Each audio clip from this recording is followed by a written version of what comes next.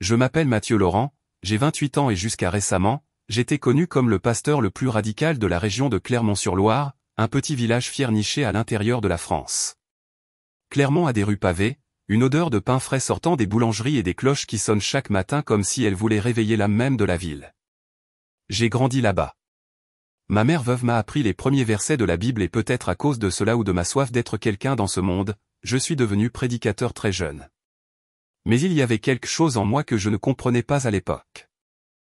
Une colère tapie derrière la foi, un besoin de prouver que j'avais raison, même si cela signifiait écraser la croyance des autres. Depuis ma sortie du séminaire évangélique, je parcourais la ville avec ma Bible en cuir sous le bras, dénonçant tout ce que j'appelais des hérésies, surtout l'amour que le peuple portait à une image de la Vierge Marie placée au centre de la place du village. C'était une sculpture simple mais belle. Main jointe en prière, un manteau bleu délavé par le temps et une expression maternelle sur le visage. Chaque semaine, une vieille dame y laissait des fleurs. Certains enfants allumaient des bougies en silence. Et moi, je ne voyais que de l'idolâtrie. Ce samedi matin-là, j'ai décidé qu'il fallait que cela cesse. J'ai préparé mon sermon comme on aiguise une épée. J'ai mis mon costume sombre, ma cravate bleu marine et j'ai emmené avec moi un petit groupe de fidèles. Nous sommes montés sur le kiosque de la place. Le marché était plein. Des gens vendaient du fromage, des fruits, des fleurs. Personne ne s'attendait à ce qui allait arriver. J'ai pris le micro fermement et j'ai commencé à crier, « Frères, jusqu'à quand accepterez-vous ce mensonge ? Jusqu'à quand permettrez-vous que la mère du Sauveur soit utilisée comme objet d'adoration ? Ceci est une offense à Dieu. » Certains se sont arrêtés pour écouter. D'autres se sont regardés en silence. Mais je ne me suis pas arrêté. Je suis descendu du kiosque. J'ai marché d'un pas ferme jusqu'à la statue de la Vierge et devant tout le monde, j'ai donné un coup de pied dans la base en pierre. La statue a vacillé. Une femme a crié, « Ne faites pas ça », dit-elle, les mains sur le visage. Mais il était trop tard. D'un violent coup, j'ai renversé la statue au sol. Elle est tombée avec un bruit sourd, se brisant en deux. Le silence fut. Pendant quelques secondes, personne ne bougea jusqu'à ce qu'un enfant se mette à pleurer. Un vieil homme s'est approché, les yeux pleins de colère. « Vous êtes allé trop loin, pasteur », mais j'ai simplement levé les mains tel un guerrier après la bataille et j'ai dit, c'était par amour pour le Christ. Il fallait le faire. Je suis rentré chez moi ce jour-là, convaincu d'avoir accompli ma mission. Que le ciel applaudirait mon geste, qu'enfin, j'avais montré au peuple le véritable chemin. Je ne savais pas que c'était mon dernier sermon en tant qu'homme de Dieu, et le premier pas vers ma chute. Quand je suis rentré chez moi cet après-midi-là, le ciel était couvert. Le vent soufflait plus froid que d'habitude et pour la première fois depuis des années, la rue où j'habitais semblait vide. Je suis entré, j'ai retiré mon manteau et l'ai accroché au crochet derrière la porte comme je le faisais toujours. Ma mère veuve m'observait de l'autre côté du salon, les yeux à moitié fermés, tenant une pelote de laine entre les doigts. « Que as-tu fait aujourd'hui, Mathieu » demanda-t-elle sans hausser la voix. « Ce que j'aurais dû faire depuis longtemps » répondis-je en me servant un verre d'eau. « J'ai brisé cette statue. Ils doivent comprendre que Marie n'est pas Dieu. » Elle ne répondit pas. Elle baissa simplement la tête et se remit à tricoter en silence. Un silence plus tranchant que n'importe quelle parole. Ce soir-là, je me suis assis sur mon lit et j'ai essayé de prier.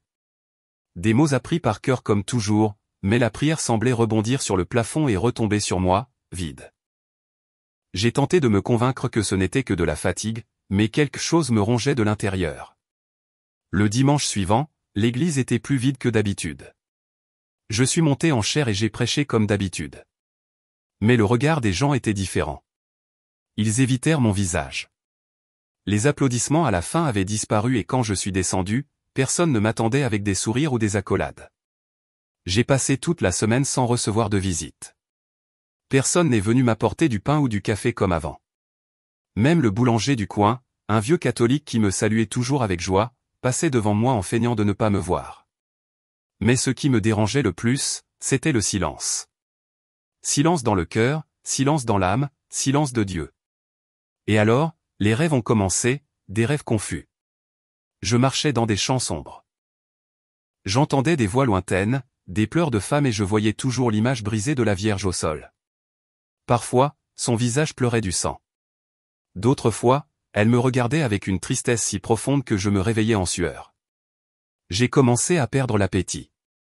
Moi qui étais fort, vigoureux, j'ai commencé à dépérir, yeux creusés, cernes, une étrange douleur dans la poitrine. Je suis allé voir le médecin. Rien n'a été trouvé. Tension normale, examens normaux, mais je le savais, quelque chose n'allait pas. Une de ces nuits-là, je me suis réveillé au sol dans la salle de bain. J'étais tombé dans les pommes en me lavant le visage. Il y avait du sang dans ma bouche à cause de la chute. J'ai regardé mon reflet dans le miroir. Des yeux creusés, des cernes sombres, un visage pâle.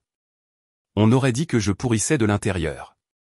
Mais le plus effrayant, ce n'était pas la douleur physique, c'était le vide. J'essayais de prier mais mes mots tombaient morts sur le sol. La Bible qui m'avait autrefois éclairé semblait maintenant un livre fermé pour moi. Je la lisais et ne comprenais rien. Je prêchais et ne ressentais rien. Ce dimanche-là, je suis allé à l'église avec difficulté. Mes jambes me faisaient mal, mes mains tremblaient. En montant en chair, j'ai dû m'appuyer pour ne pas tomber. Les fidèles, peu nombreux, me regardaient avec pitié. Et alors, au milieu du sermon, quelque chose s'est produit. J'ai regardé au fond de l'église et j'ai vu une dame avec un chapelet entre les mains. Elle me fixait d'un regard calme, profond, presque triste. Ce n'était pas une provocation, c'était de la compassion. Et là, j'ai compris qu'elle priait pour moi.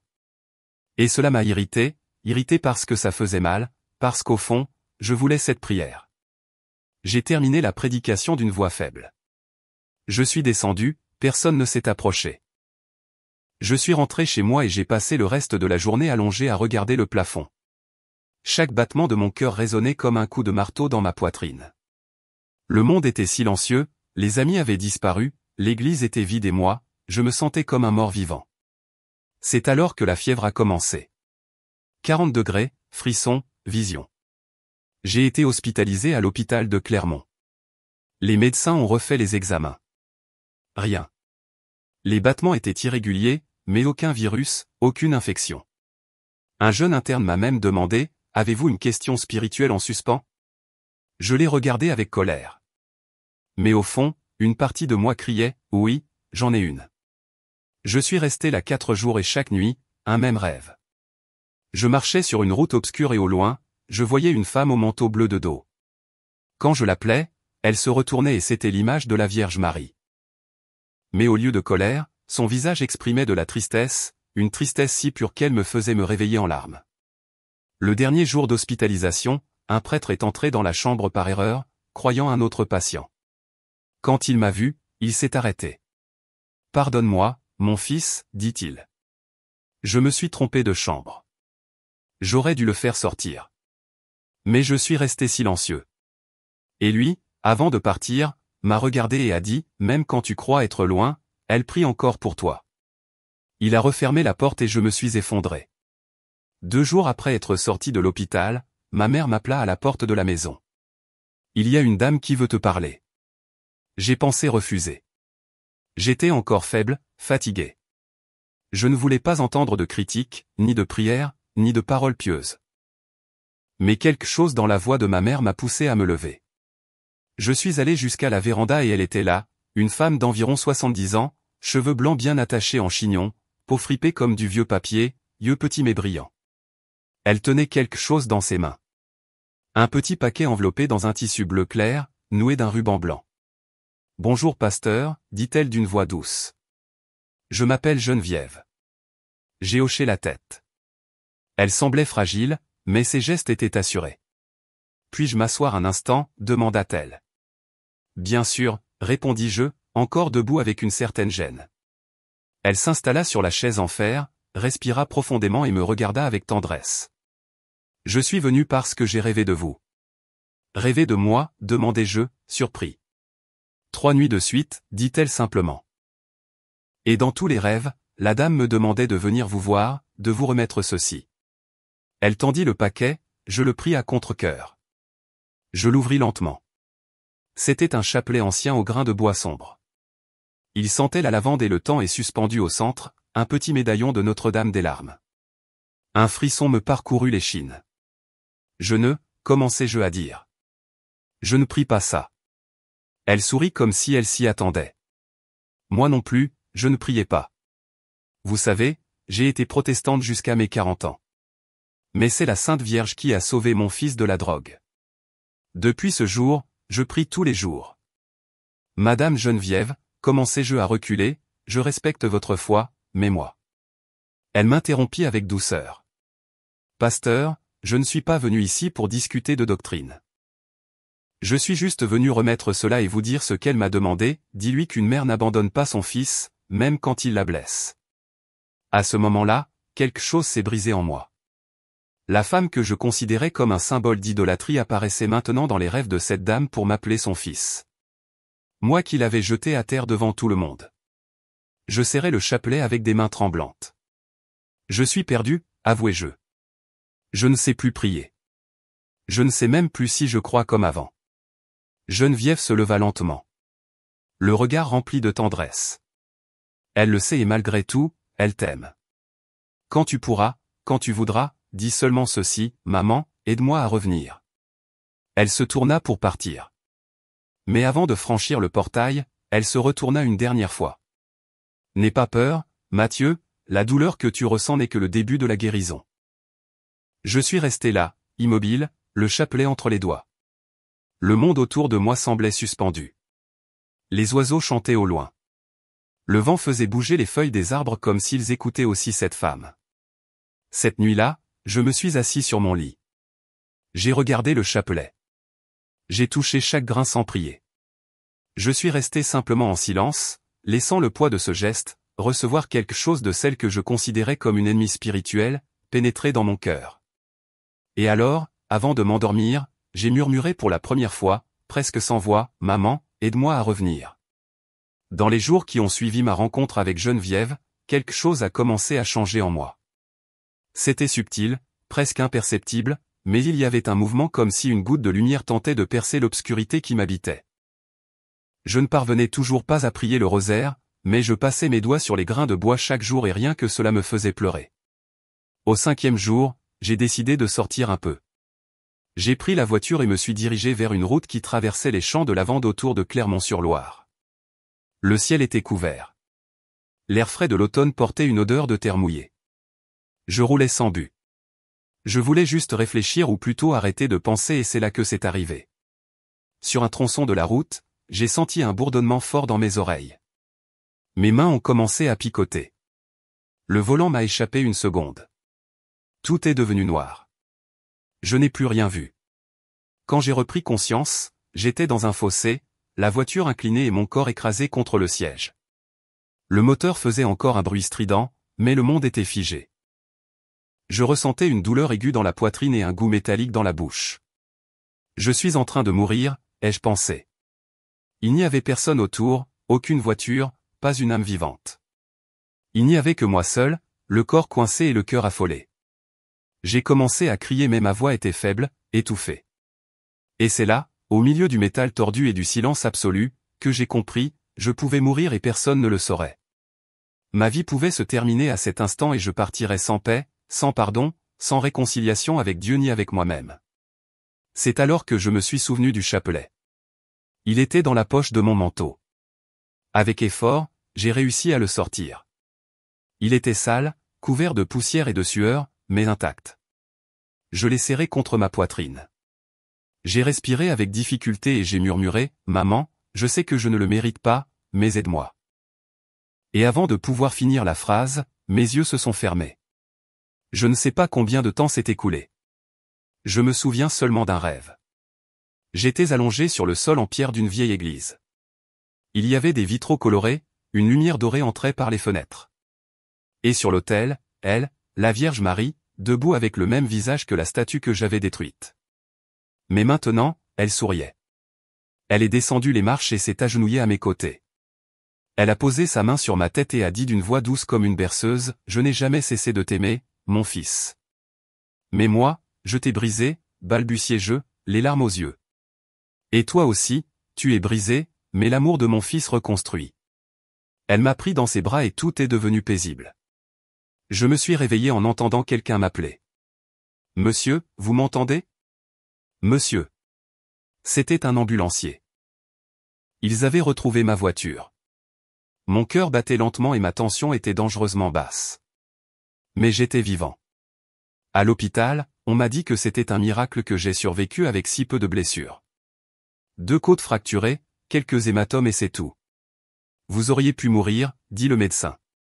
Quelqu'un là-haut vous aime beaucoup. J'ai souri faiblement. Quelqu'un ici-bas aussi, ai-je répondu.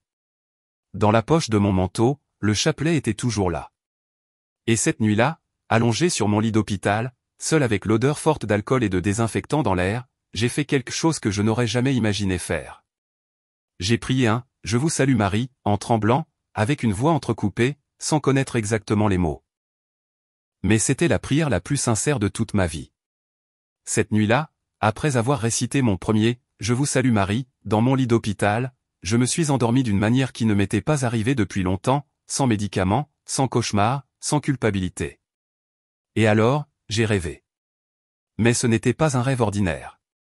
C'était plus réel que n'importe quel souvenir, plus net que les murs blancs autour de moi. J'étais à nouveau dans ce vaste champ, celui où autrefois je ne voyais que des ombres. Mais maintenant, il y avait de la lumière, une lumière dorée, chaude, qui baignait l'herbe, le ciel, mon visage. Le vent soufflait doucement comme une vieille chanson. Et au loin, quelqu'un marchait vers moi. C'était une femme. Elle portait un manteau bleu qui flottait comme de la soie caressée par la brise. Ses pieds nus ne touchèrent pas le sol. Ses mains étaient tendues et du centre de sa poitrine jaillissait une lumière blanche si intense que je suis tombé à genoux.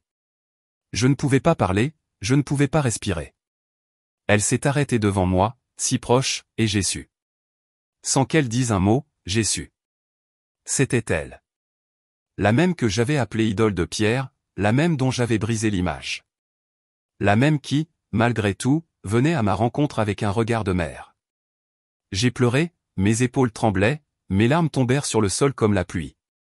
Et quand j'ai enfin pu prononcer quelque chose, ce fut seulement « pardon ». Elle s'est penchée, a posé la main sur mon épaule avec douceur et a dit « Mon fils, le ciel ne ferme pas ses portes à ceux qui se repentent. Mais moi, je t'ai humilié devant tout le monde. J'ai brisé ton image. J'ai appris au peuple à te haïr. » Elle m'a interrompu avec un léger sourire. On m'a brisé tant de fois, Mathieu, mais jamais on n'a pu m'arracher l'amour parce que mon fils m'a appris à aimer même ceux qui me blessent. Mes yeux se sont remplis encore plus de larmes. Je ne mérite pas ton pardon. Personne ne le mérite, répondit-elle. Le pardon est une grâce et la grâce est un don et le don est le signe de l'amour. Et l'amour de Dieu, mon fils, atteint même les déserts les plus secs de l'âme. Elle se leva et tendit la main. Je l'ai prise et à ce contact, quelque chose s'est produit. J'ai senti mon cœur s'ouvrir comme si toutes les blessures se déchiraient d'un seul coup. Et en même temps, commençaient à guérir. Elle m'a conduit jusqu'à une source d'eau claire au milieu du champ. Elle m'a dit de me laver le visage. Je l'ai fait et quand j'ai regardé mon reflet dans l'eau, je n'ai plus vu l'homme arrogant que j'étais. J'ai vu un enfant effrayé, blessé, assoiffé d'amour. Elle a passé sa main dans mes cheveux et a murmuré « Reviens, mon fils. Ta place est dans le cœur du Père et moi je vais te conduire à lui. » Et alors, la lumière s'est intensifiée et je me suis réveillé. Les larmes coulaient sur mes joues, mais la chambre était en paix. Le bruit des appareils, le goutte à goutte de la perfusion, le chant d'un oiseau dehors. Tout semblait nouveau. Je ressentais en moi quelque chose que je n'avais jamais connu auparavant. Ce n'était pas de l'émotion, c'était une présence. C'était comme si même seul dans cet hôpital, quelqu'un me serrait dans ses bras de l'intérieur. À partir de ce jour-là, j'ai commencé à prier tous les jours, pas longtemps, pas parfaitement, mais avec vérité. J'ai commencé par un « Je vous salue Marie », puis 2 et ensuite tout le chapelet. Au début, je me trompais dans les grains. J'oubliais les mots. Mais chaque prière était une brique. Une brique sur le chemin du retour à la maison. C'était un dimanche matin. J'étais encore hospitalisé mais les médecins parlaient déjà de sortie. Mon corps guérissait, mais c'était surtout mon âme qui avait changé. Dehors, à travers la fenêtre de la chambre, les arbres dansaient sous le vent doux. Le soleil illuminait les branches comme si chaque feuille était faite d'or. C'était comme si le monde entier murmurait « Reviens ». Sur la table, le chapelet que Geneviève m'avait offert reposait paisible. Et là, seul, le cœur encore marqué par les blessures, j'ai décidé de prier. Pas seulement un « Je vous salue Marie », mais tout le rosaire. J'ai respiré profondément. Je me suis agenouillé avec difficulté. Mon corps me faisait encore mal et j'ai commencé, je crois en Dieu, le Père Tout-Puissant. Les mots venaient lentement, mais ils venaient. Le « Notre Père » est sorti avec force. Et puis le premier, je vous salue Marie. Je vous salue Marie, pleine de grâce. Quand j'ai dit, vous êtes bénie entre toutes les femmes, mes yeux se sont remplis de larmes. Je n'avais jamais réalisé combien cette phrase était simple et puissante. Elle était bénie même pour moi qui l'avais rejetée. Elle était encore bénie. À la deuxième dizaine, mon corps tremblait. Chaque grain que je faisais passer entre mes doigts était comme un pas. Un pas vers la maison, un pas loin de l'arrogance, un pas plus près de la miséricorde. À la troisième dizaine, j'ai commencé à voir des visages. Les visages des gens du village, de cette dame qui avait crié « Ne faites pas ça », quand j'avais renversé la statue, des enfants qui avaient pleuré, du boulanger qui avait détourné le regard, de ma propre mère. Je les avais tous blessés et c'est seulement en priant le rosaire que j'ai compris. Je n'avais pas seulement brisé une image, j'avais brisé la foi d'un peuple entier. À la quatrième dizaine, j'ai commencé à demander pardon pour les paroles prononcées, pour les regards jugeants, pour les sermons pleins d'orgueil, pour avoir confondu le zèle avec la violence. Et lorsque j'ai commencé la cinquième et dernière dizaine, je l'ai senti. Je ne peux pas l'expliquer logiquement, mais je l'ai senti. Un parfum léger comme celui de rose fraîche dans un champ. Une brise tiède malgré les fenêtres fermées et une paix qui ne venait ni de moi, ni de la chambre, ni des médicaments. Elle venait d'elle, la Vierge, ma mère. J'ai terminé le rosaire. Lavé. Et quand j'ai fait le signe de croix pour la dernière fois, j'ai eu l'impression de renaître. Cet après-midi-là, j'ai demandé à l'infirmière de faire venir Geneviève. Elle est arrivée en souriant avec un panier de fruits et un nouveau chapelet dans les mains. Je savais que tu m'appellerais, dit-elle comme si elle l'avait toujours su. J'ai prié, Geneviève, dis-je, les larmes aux yeux. En entier, seule. Elle s'est assise à mes côtés, a pris ma main et a dit, maintenant, tu n'es plus seule, plus jamais. Nous avons parlé pendant presque 1 heure. Elle m'a expliqué les mystères du rosaire, les jours appropriés, les promesses de Marie. Elle m'a parlé de Fatima, de Lourdes, de la Salette, des lieux où le ciel a touché la terre à travers elle. Chaque mot était nouveau. Mais en même temps, c'était comme si je les connaissais depuis toujours, comme si un voile s'était levé de mes yeux et que je pouvais enfin voir. Au moment de partir, Geneviève m'a embrassé et m'a murmuré, « Marie t'a choisi, Matthieu, pas pour être grand, mais pour être petit, car c'est dans les petits que Dieu révèle les plus grands miracles. » Je suis resté là, assis, tenant le nouveau chapelet. Celui-ci avait des grains de perles et un crucifix en bois. Il était beau, mais sa valeur allait bien au-delà de l'objet. À partir de ce jour, le rosaire est devenu mon compagnon. À la maison, dans la rue, sur les bancs de l'église vide où j'allais désormais prier en silence. Et plus je priais, plus je comprenais que ce n'était pas une simple répétition de mots. C'était une étreinte, un refuge maternel, un chemin vers Jésus tracé par les pas de Marie. Rentrer chez moi, c'était comme revenir sur un champ de bataille après la guerre. Les rues de Clermont-sur-Loire étaient toujours là. Avec leurs fleurs aux fenêtres, leurs vélos appuyés au coin de rue, l'odeur sucrée du pain tout juste sorti du four. Mais moi, je n'étais plus le même homme. Les gens me regardaient encore de loin. Certains traversaient la rue, d'autres faisaient semblant de ne pas me voir. Je comprenais. Après tout, j'avais brisé quelque chose de plus sacré que de la pierre, la foi d'une communauté. Mais désormais, je voulais réparer. Alors, j'ai pris une décision. Je suis allé à la mairie. J'ai demandé l'autorisation de faire une déclaration publique sur la place, la même place où tout avait commencé. Le maire a d'abord hésité. « Pasteur, cela pourrait semer le trouble, dit-il. »« Je ne suis plus pasteur, ai-je répondu. Et je ne cherche pas le conflit. Je veux seulement demander pardon. » L'autorisation m'a été accordée. Nous avons fixé la date au dimanche suivant à 10 heures du matin. La veille, j'ai à peine dormi. J'ai passé des heures en prière à genoux, le chapelet entre les mains. J'ai demandé de la force. J'ai demandé l'humilité. J'ai supplié que chaque mot sorte non de ma bouche, mais du cœur de la mère. Le lendemain, j'ai mis des vêtements simples, une chemise blanche, un pantalon gris et dans ma poche, le chapelet en bois que Geneviève m'avait donné. Mon cœur battait vite comme si j'allais comparaître devant un tribunal. Quand je suis arrivé sur la place, elle était pleine. Des gens de partout, jeunes, vieux, prêtres, protestants, enfants. Et là, au centre, un espace vide, celui où se trouvait autrefois la statue de la Vierge. Je suis monté lentement sur le kiosque. J'ai pris le micro, j'ai regardé autour de moi, un silence absolu, et alors, j'ai parlé. Je m'appelle Mathieu Laurent. Pendant de nombreuses années, j'ai été pasteur évangélique ici à Clermont et je sais que beaucoup d'entre vous se souviennent du jour où j'ai détruit la statue de la Vierge Marie à cet endroit. Certains ont murmuré, d'autres ont simplement baissé les yeux. Je croyais faire la volonté de Dieu. Je croyais combattre l'idolâtrie. Mais je me suis trompé. J'ai détruit une image sans comprendre que ce qu'elle représentait, c'était l'amour, l'intercession, la maternité. J'ai blessé des personnes, j'ai humilié des familles, j'ai jugé des cœurs qui étaient pourtant plus purs que le mien. Les mots sortaient entrecoupés, mes yeux étaient pleins de larmes. Et malgré tout cela, quand je suis tombé malade, quand plus personne n'était à mes côtés, c'est elle qui est venue. C'est la mer que j'ai renversée, qui m'a relevé. Certains ont commencé à pleurer. Je ne suis pas ici pour vous demander de m'accepter à nouveau. Je suis ici pour demander pardon et pour vous dire du plus profond de mon âme que je crois. Je crois en l'Église une, sainte, catholique et apostolique. Je crois que Marie est ma mère et que le rosaire m'a sauvé de la mort de l'âme. Un silence profond a suivi jusqu'à ce qu'une femme se lève. C'était Geneviève.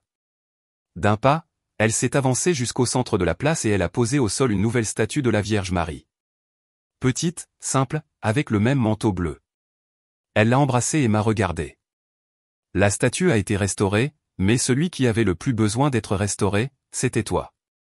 Les gens ont applaudi, ils ont pleuré et ils sont venus à moi. Un à un, les visages qui m'évitaient m'ont pris dans leurs bras. Le boulanger m'a tendu un pain chaud. Un enfant m'a offert des fleurs. Une religieuse m'a donné un mouchoir. J'étais revenu, mais en homme nouveau. Jamais je n'aurais imaginé un jour me trouver là, au pied de l'autel d'une église catholique, avec de l'eau versée sur ma tête et des larmes coulant sur mes joues. Mais j'y étais, devant l'assemblée, vêtu de blanc, le cœur nu. C'était le printemps à Clermont-sur-Loire. Les fleurs commençaient déjà à orner les jardins et la lumière du matin traversait les vitraux de la paroisse Sainte-Claire comme si tout le ciel était témoin de la scène. Le père Jacques, un homme simple au sourire paisible, me guidait avec douceur. « Frère Mathieu, que demandes-tu à l'Église de Dieu » Ma voix tremblait, mais elle sortit ferme.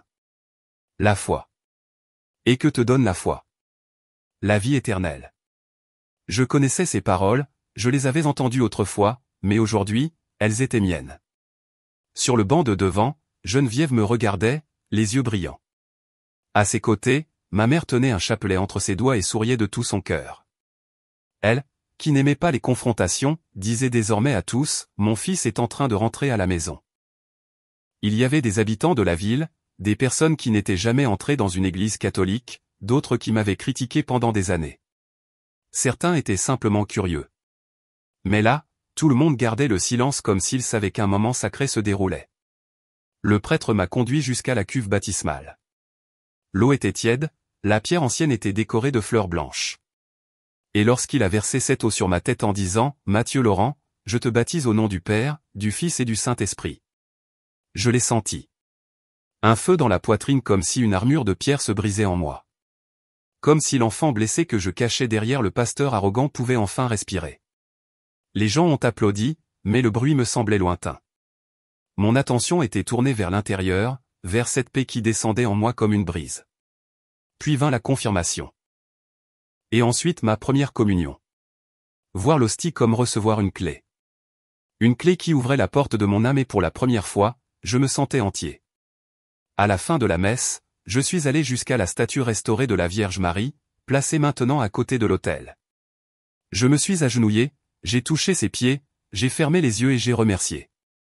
Merci maman d'être venue quand je ne t'ai pas appelé, de m'avoir aimé même quand je t'ai méprisé, de m'avoir montré le chemin sans jamais m'y forcer. Un enfant s'est approché et m'a tendu une fleur blanche. C'est pour toi. La dame de la place a dit que tu as un nouveau cœur. J'ai souri de tout mon visage. Oui, mon cœur était nouveau. Ce soir-là, de retour chez moi, j'ai allumé une bougie devant une petite image de Marie que Geneviève m'avait donnée. J'ai récité tout le rosaire avec calme, avec amour, avec abandon. Et avant de m'endormir, j'ai écrit dans mon journal, « Aujourd'hui, je suis né de nouveau par l'eau, par la foi et par le oui silencieux d'une mère qui n'a jamais renoncé à moi. » Aujourd'hui, tandis que j'écris ces mots, la cloche de l'église Sainte-Claire sonne au loin. Il est midi à Clermont-sur-Loire. Le pain cuit dans les boulangeries, les jardins fleurissent et la même place où j'ai un jour renversé la statue de la Vierge, abrite désormais une neuvaine permanente avec des fleurs, des bougies et un silence sacré. Et moi, je suis simplement un homme ordinaire, plus simple que je n'aurais jamais imaginé l'être. Depuis ma conversion, je visite des communautés, des villages, de petites paroisses, invité par des prêtres et des fidèles qui ont entendu mon histoire. Je ne vais plus avec la Bible à la main, criant des vérités. J'y vais avec le rosaire et le cœur ouvert. Et partout où je vais, je répète toujours, ce n'est pas moi qui ai trouvé Marie, c'est elle qui m'a trouvé. Quand je ne croyais même plus en moi. Les gens me regardent avec étonnement, certains avec des larmes, d'autres avec une foi renouvelée. Parce qu'au fond, nous avons tous en nous un endroit brisé. Et c'est précisément dans cette faille que Marie est entrée. Une fois dans une ville voisine, un jeune m'a dit, « Mais comment peux-tu prier une femme ?» Et je lui ai répondu en souriant, « Je ne prie pas pour elle, je prie avec elle, comme un enfant qui tient la main de sa mère lorsqu'il apprend à marcher à nouveau. » Mon histoire s'est répandue lentement, sans prétention, mais elle a touché bien des cœurs et aujourd'hui, on ne m'appelle plus pasteur, ni hérétique, ni ex quelque chose. On m'appelle fils, fils de l'Église, fils de Marie. Un après-midi en prière, j'ai senti que je devais aller plus loin. J'ai commencé à écrire mon témoignage dans un petit livre avec le titre que Marie a murmuré dans mon cœur, La mère qui m'a relevé. J'y raconte chaque pas, chaque erreur, chaque douleur et surtout chaque geste de miséricorde que j'ai reçu parce qu'il n'y a pas de chute trop profonde pour la grâce. Et s'il existe un refuge où même les pécheurs les plus obstinés peuvent reposer, ce refuge c'est le sien. Je retourne souvent sur la place où tout a commencé. Parfois la nuit, seul, quand il n'y a personne. Je m'assois sur le banc à côté de la statue restaurée. Je la regarde et je souris. Je n'ai plus honte de mon passé parce que c'est dans ce passé que Marie a écrit le début de mon salut. Et si toi qui m'écoutes maintenant tu traverses un temps d'obscurité, un moment sans réponse, sans direction, sans foi, je te le dis, elle viendra te chercher, même si tu la rejettes, même si tu l'insultes, même si tu la fais tomber, parce que son amour n'est pas humain. C'est l'amour d'une mère du ciel. Et quand elle te trouvera, tout recommencera. Si cette histoire a touché ton cœur, écris en commentaire, « Maman, aide-moi à revenir ». Remplissons cette page de témoignages de foi, de réconciliation et d'espérance. Et dis-moi, as-tu déjà vécu un moment où tu te sentais loin de Dieu, mais malgré tout, tu as été accueilli? As-tu déjà senti que Marie marchait à tes côtés en silence, même quand tu ne croyais plus? Partage ton expérience. Elle peut toucher quelqu'un qui écoute en silence en ce moment, comme je l'ai fait autrefois. Et si tu connais quelqu'un qui a aussi tourné le dos à la foi, qui a brisé des ponts, des statues ou des promesses, envoie-lui cette vidéo avec douceur. Peut-être qu'il ne répondra pas, mais le ciel agira. Aime cette vidéo, abonne-toi à la chaîne et active la cloche. Chaque semaine, nous partageons des témoignages vrais, bouleversants et remplis de foi comme celui d'aujourd'hui. Et que la Vierge Marie, cette mère silencieuse qui m'a trouvé dans l'obscurité, te trouve aussi et te conduise jusqu'à Jésus, même si tu n'as pas encore la force de l'appeler maman.